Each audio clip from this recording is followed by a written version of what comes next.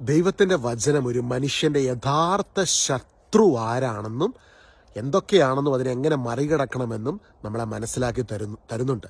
നമ്മൾ പലപ്പോഴും നമ്മുടെ ജീവിതയാത്രയിൽ കണ്ടുമുട്ടിയ വ്യക്തികളെ ശത്രുക്കളായി കാണാറുണ്ട്. എന്നാൽ വചനം പറയുകയാണ്, എഫേസോസ് ലേഖനം 6-ാം അധ്യായം, നിങ്ങൾക്ക് മാത്സര്യം പോരാട്ടമുള്ളത് ജഡരക്തങ്ങളോടല്ല, മനുഷ്യരോടല്ല.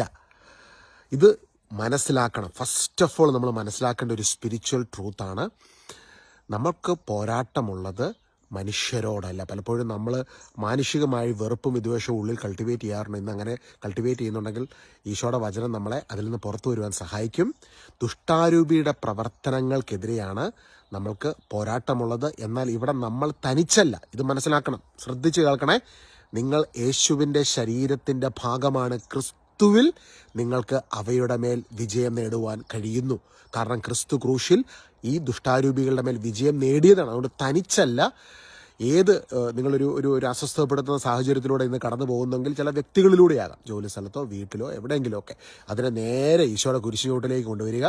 ഈശോ കുരിശിൽ നേടിയെടുത്ത ആ വിജയത്തിലൂടെ ഒഴുകിയിറങ്ങുന്ന അഭിഷേകത്തിൽ നിങ്ങൾ നിറയപ്പെടുമ്പോൾ ആ ദുഷ്ടാരൂപിയുടെ പ്രവർത്തനങ്ങൾ അവസാനിപ്പിക്കും. അത് വിട്ടുപോകും. കാരണം അതിന് ക്രിസ്തുവിൻ്റെ അഭിഷേകത്തിന് മുൻപിൽ, ക്രിസ്തു ക്രൂശിൽ നേടിയെടുത്ത വിജയത്തിന് മുൻപിൽ അതിന് നിലനിൽപ്പില്ല. റോമാലേഖനത്തിലെ പൗലോസിനെ പഠിപ്പിക്കുന്നുണ്ട്, സമാധാനത്തിൻ്റെ ദൈവം ഉടൻ തന്നെ സാത്താനെ നിങ്ങളുടെ കാൽക്കീഴിലാക്കി തകർത്ത് കളയും. അപ്പോൾ ആ ദൈവികമായ സമാധാനം നമ്മുടെ ആത്മാവിൽ നിറയപ്പെടുമ്പോൾ ദുഷ്ടൻ പത്തി മടക്കും. അവൻ്റെ എല്ലാ അടവുകളും അവനവിടെ ഓട്ടോമാറ്റിക്കലി അവനവിടെ താഴുകയാണ്. കാരണം നമ്മൾ ചിലപ്പം ചില സാഹചര്യങ്ങൾ നമ്മളൊന്ന് എളിമപ്പെട്ട് ആ സാഹചര്യത്തിൽ ദൈവത്തിന് മുൻപിൽ നമ്മളൊന്ന് വിധേയപ്പെട്ട് ചില വ്യക്തികളോട് ഇടയിൽ നിശബ്ദരാക്കി ഇരുന്ന് വചനത്തിന് കീഴ്പ്പെട്ട് അഭിഷേകത്തിൽ നിറഞ്ഞ് ചിലപ്പം പ്രാർത്ഥിക്കാൻ പോലും പറ്റാത്തൊരവസ്ഥയായിരിക്കും. ഒന്ന് കണ്ണടച്ച് യേശുവേ എന്ന് ഉള്ളിലെന്ന് വിളിക്കുന്ന സമയത്ത് അഭിഷേകം നമ്മൾ നിറയപ്പെടും. സമാധാനത്തിന് ദൈവം ഉടൻ തന്നെ സാത്താനെ നിങ്ങളുടെ കാൽക്കീഴിലാക്കി തകർത്ത് കളയും. ഇത് വചനമാണ്, ഇതിന് മാറ്റമില്ല, സംഭവിച്ചിരിക്കും. ആമേൻ. ഇതുപോലെ തന്നെ രണ്ടാമതായിട്ട് നമ്മൾ മറികടക്കേണ്ട ഒരു കാര്യമാണ് ലോകം. ഈ ലോകവും അതിലുള്ളത് എല്ലാം മായയാണ് എന്നുള്ളൊരു കാര്യമാണ്. അല്ലെങ്കിൽ ഇതെല്ലാം കടന്നു പോകും. നിലനിൽക്കുന്ന ദൈവത്തിൻ്റെ വചനം മാത്രമാണ് എന്ന സത്യമാണ് നമ്മൾ വചനത്തിൽ കാണുന്നത്. നമ്മളൊക്കെ തിരഞ്ഞെടുത്തൊരു സമയത്താണോ, നിങ്ങൾ തിരഞ്ഞെടുത്ത സമയത്താണോ നിങ്ങൾ ഈ ഭൂമി ജനിച്ചത്? വീട്, നിങ്ങളുടെ നാട്, ഭാഷ, ഇതെല്ലാം ദൈവത്തിൻ്റെ ഒരു പെർഫെക്റ്റ് പ്ലാനിനകത്ത് ഒരു സമയത്ത് സംഭവിക്കുകയാണ്. ചിലപ്പോൾ നമ്മളിങ്ങനെ വലിയ ടെൻഷനൊക്കെ അടിച്ചിരിക്കുന്ന സമയത്ത് ചിന്തിക്കണം, എന്തുകൊണ്ട് നിങ്ങളൊരു 100 വർഷം മുമ്പ് ജനിക്കാതിരുന്നത്, ഈ ഒരു പർട്ടിക്കുലർ ഇയറിൽ, ഈ പർട്ടിക്കുലർ സമയത്ത്, ഈ ഒരു പർട്ടിക്കുലർ സ്ഥലത്ത് ജനിച്ചത്? ഞാൻ ആൾക്കാരോട് പറയാറുണ്ട്, ഭയങ്കര ടെൻഷൻ അടിച്ച് എല്ലാം അവരിലൂടെയാണ് നടക്കുന്നതെന്നൊക്കെ ഇങ്ങനെ ചിന്തിച്ചിരിക്കുമ്പോഴത്തേക്കും നിങ്ങൾ തന്നെ ചിന്തിച്ച് നിങ്ങളുടെ ആന്തരിക അവയവങ്ങളുടെ പ്രവർത്തനങ്ങൾ വേണ്ട, ഈ പ്രപഞ്ചത്തിലേക്ക് നോക്കിക്കേ.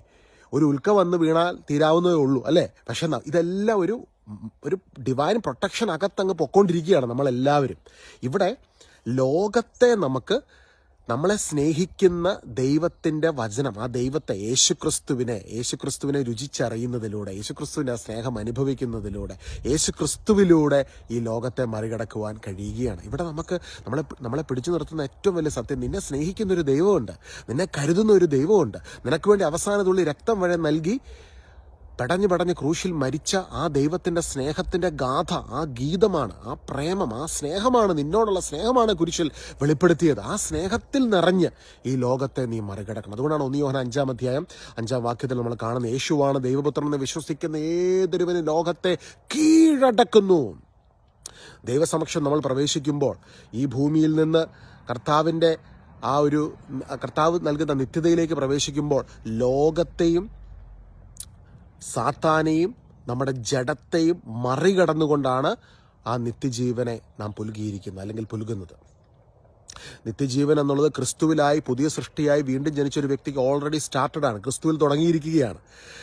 ഹല്ലേലൂയ. ഇവിടെ നമ്മുടെ ജഡമാണ് അവസാനമായി നമ്മളെ പലപ്പോഴും ആ ക്രിസ്തുവിൻ്റെ അഭിഷേകത്തിൽ വളരുന്നതിൽ നിന്ന് തടസ്സമായി നിൽക്കുക എന്ന് വെച്ചാൽ, നമുക്ക് ദൈവം തന്നിരിക്കുന്ന ഈ റോൾ, പനീഷ് എന്ന എൻ്റെ ഈ റോളിൽ ഞാൻ ജീവിച്ചു പോകുമ്പോൾ ഞാൻ എൻ്റെ ജഡത്തിലാണ്. പക്ഷേ ഈ ജഡത്തിനകത്താണ് എൻ്റെ ആത്മീയ മനുഷ്യൻ, എൻ്റെ ഉള്ളിൽ ഒരു സ്പിരിറ്റ് മാനുണ്ട്. ഈശോയുടെ സാദൃശ്യത്തിൽ വീണ്ടും ജനിച്ച് സൃഷ്ടിക്കപ്പെട്ട ഒരു പുതിയ മനുഷ്യൻ. ആ പുതിയ മനുഷ്യൻ ക്രിസ്തുവിൽ വളർന്നു വന്ന് അത് എത്രമാത്രം ആത്മാവിൻ്റെ അഭിഷേകത്തിൽ ഞാൻ വളരും തോറും ജഡത്തെ അത് ഡോമിനേറ്റ് ചെയ്ത് നിൽക്കും. അതുകൊണ്ടാണ് നമുക്ക് ഉപവാസവും പ്രാർത്ഥനയും വചന കേൾവിയും വചനം വായിച്ച് പ്രാർത്ഥിക്കുകയും നമ്മൾ ദൈവത്തോടൊപ്പം ഫെലോഷിപ്പൊക്കെ ചെയ്യുകയും ചെയ്യുമ്പോൾ വചനത്തിൻ്റെ അഭിഷേകത്തിൽ നിറഞ്ഞ അറിഞ്ഞ് ആ വചനത്തിനനുസരിച്ച് ജീവിക്കുമ്പോൾ നമ്മളിലെ ക്രിസ്തുവിൻ്റെ ആ വളർച്ചയിൽ നമ്മുടെ ജഡിക മേഖലകളെ ക്രിസ്തു ക്രൂശിൽ ചെയ്തു കഴിഞ്ഞ പ്രവൃത്തിയുടെ ശക്തിയിൽ വിശ്രമിച്ചുകൊണ്ട് നമുക്ക് മറികടക്കുവാൻ സാധിക്കുകയാണ്. ഞാൻ വീണ്ടും പറയാം, നമ്മുടെ സ്വന്തം ശക്തിയിലല്ല, ഈശോയുടെ കുരിശിലെ പൂർത്തീകരിച്ച പ്രവൃത്തിയിൽ വിശ്രമിച്ചുകൊണ്ട് ക്രിസ്തുവിൽ നമ്മൾ നമ്മളെ തന്നെ സമർപ്പിക്കുമ്പോൾ, അത് ബാപ്റ്റിസം എന്ന ശുശ്രൂഷയിലാണ് നമ്മൾ ക്രിസ്തുവിൽ നമ്മളെ തന്നെ സംസ്കരിക്കുന്നത്. പിതാവിൻ്റെയും പുത്രൻ്റെയും പരിശുദ്ധാത്മാവിൻ്റെ നാമത്തിൽ നമ്മൾ സ്നാനം സ്വീകരിച്ച് ക്രിസ്തുവിൽ സംസ്കരിക്കുന്ന ആ ഒരു ശുശ്രൂഷയിലൂടെ ക്രിസ്തു ക്രൂശിൽ ചെയ്തു കഴിഞ്ഞ പ്രവൃത്തിയുടെ അഭിഷേകം ഏത് സമയം നമ്മളെ ഇങ്ങനെ നിറച്ചുകൊണ്ടിരിക്കുക, അഭിഷേകം ചെയ്തുകൊണ്ടിരിക്കുകയാണ്. അത് പിന്നെ പുതിയ സൃഷ്ടിയായ ഒരു വ്യക്തിക്ക് ഏത് സമയത്തും ആത്മാവിൻ്റെ അഭിഷേകം ഗൈഡ് ചെയ്യുകയാണ്. ആ വ്യക്തിനെ പരിശുദ്ധാത്മാവ് ഗൈഡ് ചെയ്യുകയാണ്. അപ്പോൾ പ്രാർത്ഥിക്കാൻ നമുക്ക് തോന്നും. ചില സമയത്ത് ചില സാഹചര്യങ്ങളിലൂടെ കടന്നു പോകുമ്പോൾ നമുക്ക് ഭാഷാവൃത്തി സ്തുതിക്കാൻ തോന്നും, നമുക്ക് പ്രാർത്ഥിക്കാൻ തോന്നും, പ്രാർത്ഥന മുറിയിലേക്ക് കടന്നു വന്ന് കർത്താവിനോടൊപ്പം സമയം ചെലവിടാൻ തോന്നും. ഈ ഒരു തോന്നൽ പരിശുദ്ധാത്മാവിൻ്റെ ഉള്ളിൽ നൽകും. അതിന് വിധേയപ്പെട്ട് ആത്മാവിൻ്റെ അഭിഷേകത്തിൽ നിറയപ്പെടുമ്പോൾ ഈ ജഡത്തിൻ്റെ മേഖലകളെ ക്രിസ്തുവിനെ കുരിശിലെ പൂർത്തീകരിച്ച പ്രവൃത്തിയിലൂടെ നമ്മളും ആ കൂടെ കർത്താവിനോടൊപ്പം വിജയിച്ചിരിക്കുകയാണ്. യേശുവിൻ്റെ ഉദ്ധാനത്തിൽ നമ്മൾ ഉദ്ധാനം ചെയ്തിരിക്കുകയാണ് അപ്പോസ്തലൻ പഠിപ്പിച്ചിരിക്കുന്നത്. ഇതെല്ലാം ബാപ്റ്റിസം സ്വീകരിച്ചവർക്കാണ് മനസ്സിലാക്കാൻ പറ്റുന്നത് കേട്ടോ. കൃപ സ്വീകരിച്ചവർക്ക്, അഭിഷേകം ലഭിച്ചവർക്ക്. ഈ അഭിഷേകത്തിൽ നമ്മൾ വളർന്നു വന്ന് അങ്ങനെ ജഡത്തെയും സാത്താനെയും ലോകത്തെയും, വെളിപാട് പുസ്തകത്തിന്റെ അവസാന ഭാഗങ്ങളിലേക്ക് വരെ നമ്മൾ കാണുന്നത് എന്താ? അവർ കുഞ്ഞാടിന്റെ തിരുരക്തം കൊണ്ടും സാക്ഷ്യത്തിന്റെ വചനം കൊണ്ടും അവന്റെ മേൽ വിജയം നേടി. ഇന്ന് സാത്താന്റെ മേൽ വിജയം നേടിയ ഒരേ ഒരു ഗ്രൂപ്പ്, ജഡത്തിന്റെ മേൽ വിജയം നേടിയ ഒരേ ഒരു ഗ്രൂപ്പ്, ലോകത്തിന് മേൽ വിജയം നേടിയ ഒരേ ഒരു ഗ്രൂപ്പ്, അത് യേശുക്രിസ്തുവിൻ്റെ ശരീരമാകുന്ന, കർത്താവിൻ്റെ അവയവങ്ങളാകുന്ന ദൈവത്തിൻ്റെ പൊന്നോമന പുത്രനും പുത്രിയുമായ നീ ഞാനുമാണ്. നമ്മൾ ഓരോരുത്തരുമാണ് ദൈവത്തിൻ്റെ മക്കളാണ്. മക്കളെങ്കിലോ നമ്മൾ അവകാശികളത്രേ. റോമാലേഖനം 8-ാം അധ്യായം, മക്കളെങ്കിലോ നാം അവകാശികളത്രേ. ഇന്ന് സഹനത്തിലൂടെ കടന്നു പോകുന്നെങ്കിൽ ഈ സഹനത്തിൽ നീ തനിച്ചല്ല, ക്രിസ്തു നിന്നോടൊപ്പമുണ്ട്. ഒരിക്കൽ നാം അവനോടൊപ്പം മഹത്വം അനുഭവിക്കും. അതാണ് വചനം വ്യക്തമായി എഴുതി വെച്ചിരിക്കുകയാണ്, മഹത്വം അനുഭവിക്കും. അന്ന് യേശുവിൽ വിശ്വസിക്കുന്നവരെ മതവും ലോകവും മനുഷ്യരും എല്ലാ രീതിയിലും അവർ പലതരത്തിൽ ടോർച്ചർ ചെയ്തു. എന്നാൽ അതിനെയൊക്കെ അവർ മറികടന്നു. ഇന്ന് നിത്യതയിൽ അവർ കർത്താവിൻ്റെ കൂടെ വാഴുകയാണ്. ഹല്ലേലൂയ.